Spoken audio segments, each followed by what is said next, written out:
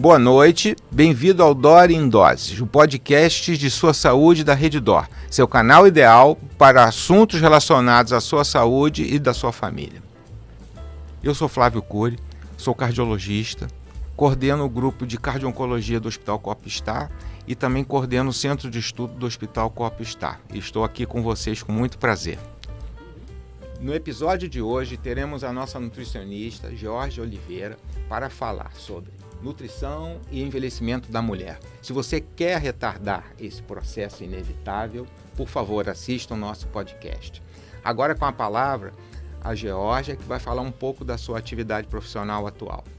Boa noite a todos. Deixa eu me apresentar um pouco. Eu sou Georgia, eu sou nutricionista oncológica, coordeno a nutrição da Oncologia DOR do Rio de Janeiro. Minha formação é em nutrição clínica oncológica. Uma pergunta. Mulher e alimentação. Qual é o tópico principal? Muito boa pergunta. Então, a mulher, ela é uma caixinha de Pandora, né? Com todo o processo de vida dela, desde o seu primeiro desenvolvimento, onde ela confronta com toda aquela explosão de hormônio, construção corporal, e com isso ela vem construindo também, em paralelo, a sua característica alimentar, né?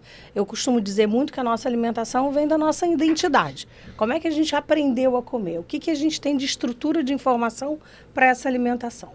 E então a mulher, ela vem constituindo todo esse processo de estrutura corporal, de benefício do que traz o alimento como prevenção, saúde e, claro, por que não pensar onde isso pode aplicar na minha longevidade? Onde isso pode aplicar num processo de envelhecimento saudável?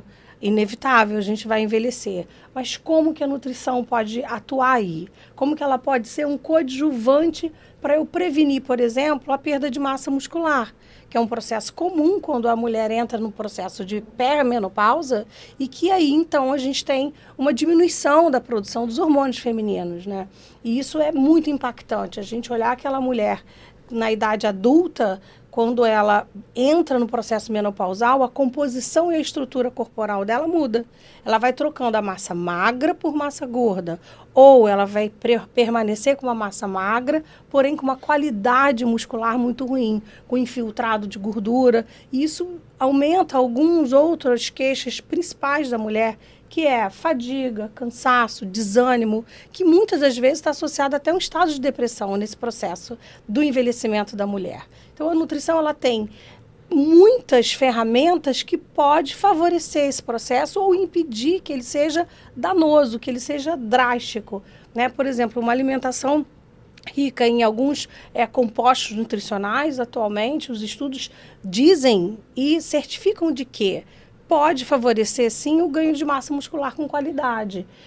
Por exemplo, uma dieta baseada na informação da dieta do Mediterrâneo, ela contempla nutrientes que vão fazer com que a gente tenha um ganho melhor de massa muscular, vai fazer com que eu tenha um funcionamento orgânico melhor, um trato digestivo, uma microbiota, né? Hoje está muito em voga isso, entender o que a microbiota é dentro do nosso corpo, o que ela favorece na absorção de vitaminas e minerais, na regulação de translocação bacteriana, na resposta inflamatória sistêmica. Então, quando eu penso num alimento que vai me trazer uma saúde, uma longevidade, que vai prevenir uma sarcopenia, né, que é essa perda de massa muscular, eu penso, qual é a qualidade de proteína que eu tenho que ingerir? Eu tenho que ingerir mais proteína com qualidade de concentração de alto teor de ômega 3, por exemplo, que são os pescados de águas profundas. Eu devo ingerir cereais integrais, eu devo ingerir nozes, castanhas, sim. Então, essa é uma alimentação que ela vai te preservar e vai te colocar nutriente específico para esse processo todo futuro que é um tanto quanto doloroso para a mulher, né? Entender que na sua longevidade, no seu processo de velhice, ela vai estar com uma fragilidade muscular. Hoje a gente entende o idoso, ele vive mais, né? Graças aos exames precoces, às intervenções médicas, à qualidade alta de tratamento, a gente tem um idoso que vive muito tempo da vida dele, né? Então, nesse processo dessa mulher idosa, o que ela quer? Ela quer ter uma constituição corporal melhor, O que ela pensa? Ela pensa que se ela tem mais massa muscular, ela tem mais aptidão física. Ela preserva a queda, por exemplo, com fraturas expostas. Ela tem uma melhor qualidade, por exemplo, na absorção ou na biosintética. Ela tem uma qualidade melhor no aproveitamento até farmacológico, né? Os estudos mostram que quanto melhor a qualidade muscular, melhor o desempenho de uma ação de um fármaco. Então, o que esse alimento traz? Então, vamos pensar assim. Qual seria essa dieta, né? O que eu busco na alimentação para eu sim ter esse processo de envelhecimento saudável? Então, a nutrição ela vai dizer ingerir menos gordura saturada, ingerir menos gordura de carne vermelha, por exemplo, ingerir menos alimentos processados e ultraprocessados, Flávio. Hoje a gente fala muito dentro da oncologia essa responsabilidade, né? A indústria ela chegou, às vezes, com um processo galopante da alimentação que dura mais, que tem uma validade maior. Para falar dos processados, por exemplo, sabemos que eles têm um risco, uma correlação de até um aumento de 18% do surgimento de câncer de colo retal. E o câncer de colo retal é a segunda doença que acomete mais as mulheres, depois do câncer de mama, claro. Que também a gente vai colocar aqui, ponderar um pouco como é que é até prevenir esse processo do surgimento do câncer com alimentação adequada para a saúde da mulher. Então, entender que dentro dos alimentos, né, eu tenho que ingerir uma alimentação muito equilibrada, com carboidrato, com lipídio, com proteína, mas a qualidade, a quantidade que é o significativo. Por exemplo, a Associação Americana do Coração, ela diz que deve ingerir proteína animal, sim, porém, ingerir uma quantidade igual ou maior de proteína de peixe, de pescado, por exemplo. Ela diz que as carnes processadas devem ser ingeridas uma quantidade menor que 100 gramas por semana, coisa que na nossa literatura, pela Organização Mundial de Saúde, a base, né, da ingestão de carne vermelha é um pouco maior. A gente consome de 350 a 500 gramas por semana com margem de segurança. Então, a gente está atingindo um processo mais distante. A gente está sinalizando de que a ingestão dessas gorduras saturadas, especialmente associado a um alimento ultraprocessado, é um fator de risco para a saúde como um todo, especialmente para a saúde da mulher.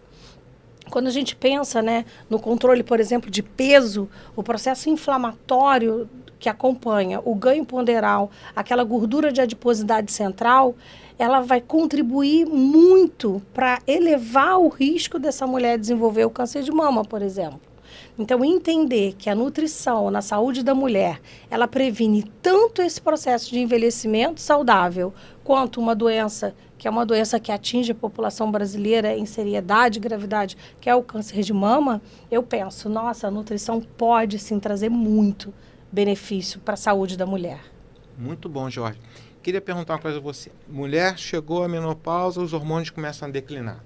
Sabemos que a diminuição de estrogênio, progesterona no sangue, a mulher se sente com menos força, diminui a libido, o cabelo cai, os ossos ficam mais fracos, né? Existe, além do exercício físico, algo específico na nutrição que possa elevar o nível de hormônio feminino?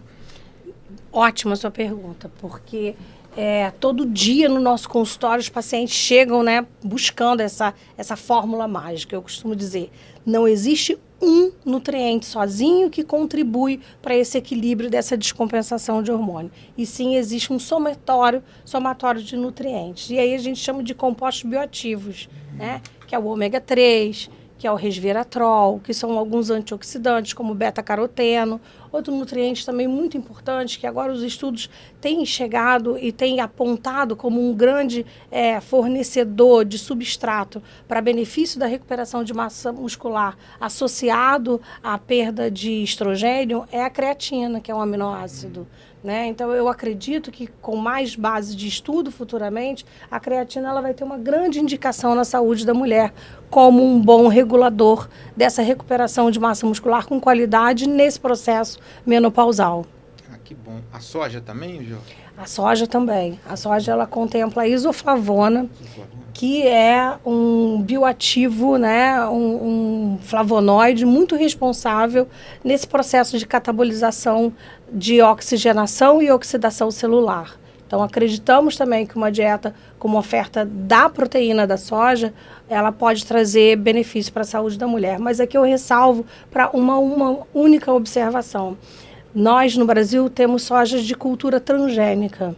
Então, ainda não entendemos esse processo. Se o organismo geneticamente modificado, embora ele tenha a mesma composição nutricional, e a gente não está falando de nutrientes, de oferta de nutrição, mas sim de qualquer coisa futura com um depósito ao longo de exposição desse alimento geneticamente modificado maior que 30, 40 anos. Então, ainda fica uma dúvida diante da comunidade científica se há uma indicação tão precisa. Acredito que estudos bem estratificados vão surgir mostrando uma comunidade na Europa que não consome absolutamente nada transgênico. Essa oferta dessa isoflavona e a oferta da outra isoflavona modificada geneticamente, se esse paciente vai apresentar algum grau de intolerância ou alergia ou irritação de parede de intestino, a gente ainda não sabe.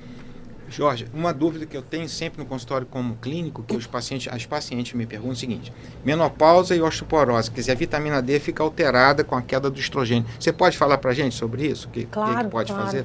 Claro. É uma pandemia que eu falo, né? A vitamina D, se a gente vai dosar, quase em todos os pacientes nossos que chegam, elas têm uma insuficiência ou uma hipovitaminose D.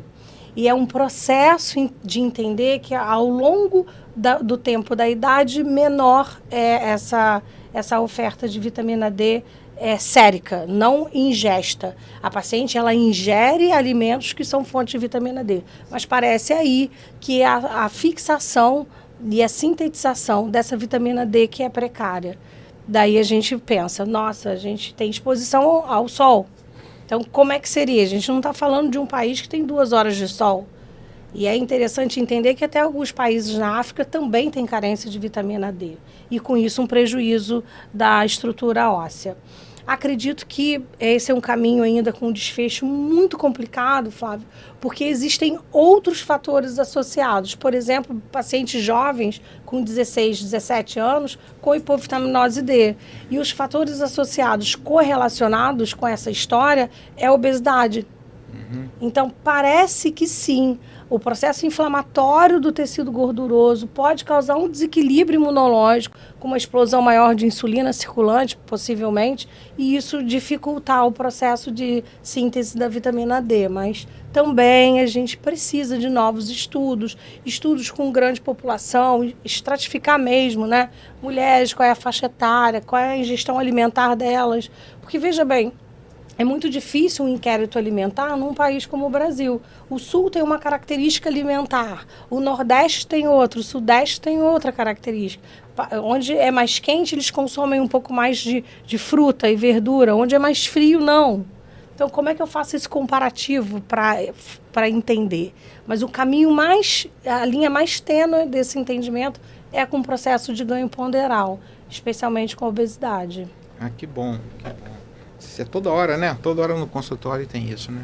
Sim, no consultório esses pacientes chegam e é impressionante, porque também a falta de atividade física direcionada é um fator de risco importante para esse músculo poder ter um aproveitamento melhor da qualidade dele, liberar substâncias que vão fazer com que essa vitamina D fique mais fixada na estrutura que precisa, né? A gente percebe uma desmineralização óssea, perda de cálcio, importante com esses pacientes no processo de menopausa, mas estudo comparativo com as pacientes que fazem atividade física e consomem uma alimentação mais equilibrada, mais rica em alguns nutrientes, como frutas, verduras escuras, como alguns cereais integrais, melhoram esses níveis séricos sem ter que suplementar doses maiores de vitamina D.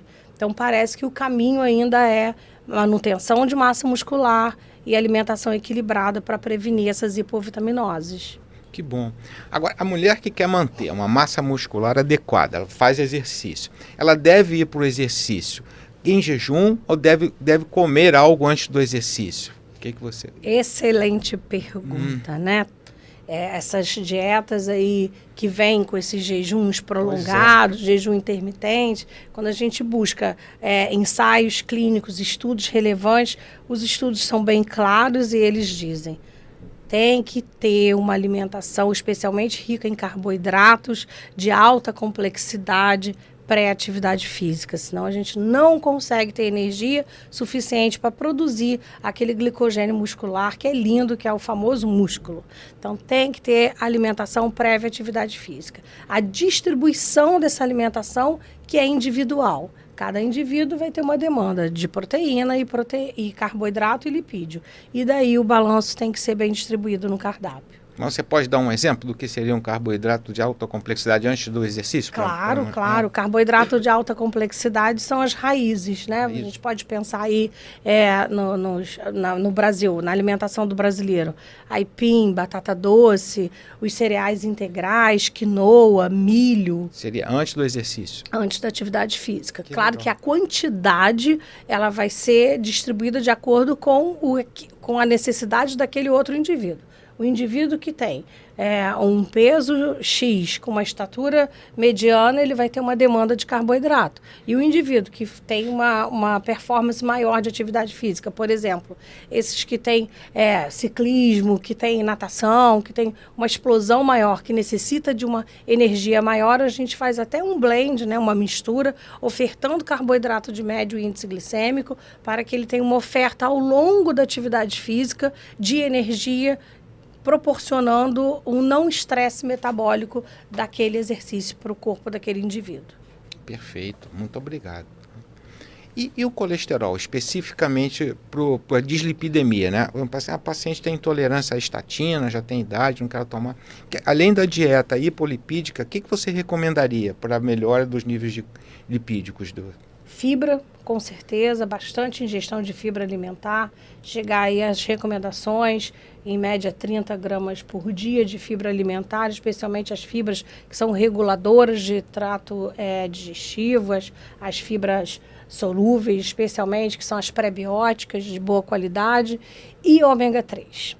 Georgia, eu tenho mais de 25 anos de oncologia, de nutrição, eu sou uma pessoa que acredito muito diante da base científica que eu vivo, diante da potência que tem o ácido graxo do ômega 3.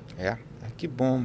Georgia, um monte de artigo agora está saindo, colocando a cafeína nas alturas, né? O que você acha disso? Como é que você recomenda? O que você condena o uso exagerado da cafeína? O que você acha? Eu acredito que a gente tem que usar café em quantidade moderada. Esses estudos são ótimos, porque a cafeína ela veio aí numa contraindicação muito grande por um período, especialmente por pacientes idosos, para alteração do sono, para alteração de ritmo cardíaco, né, de aceleração. Os estudos mostram aí compostos bioativos no café que são extremamente importantes para o organismo, como defesa de função cardíaca, como defesa até no processo do metabolismo do lipídio. Então, o café está aí mostrando que é um bom nutriente, porém, é claro, cada indivíduo tem uma quantidade a ser prescrita, cada indivíduo tem uma quantidade a ser indicada. Por exemplo, existem medicamentos que interagem com cafeína. Então, eu vou ter que ter a responsabilidade de entender qual é a farmacologia desse paciente, quais são os fármacos que ele usa, para eu poder ponderar qual é o momento dele tomar o café dele com um teor alto de cafeína. E também não é só o café, né? A gente tem uns chás que tem bastante cafeína e os pacientes, cada dia que passa, vêm buscando, até porque eles são termogênicos, né? Eles aceleram o metabolismo. Então, eles pensam muito isso. Eu vou tomar para eu poder malhar, para eu poder ficar mais ativo. Então, peraí, não é bem assim. A gente tem que entender, cada indivíduo precisa da sua cota de cafeína dia, né? Acompanhe as redes sociais da Rede D'Or e compartilhe esse conhecimento. Abraços e até breve.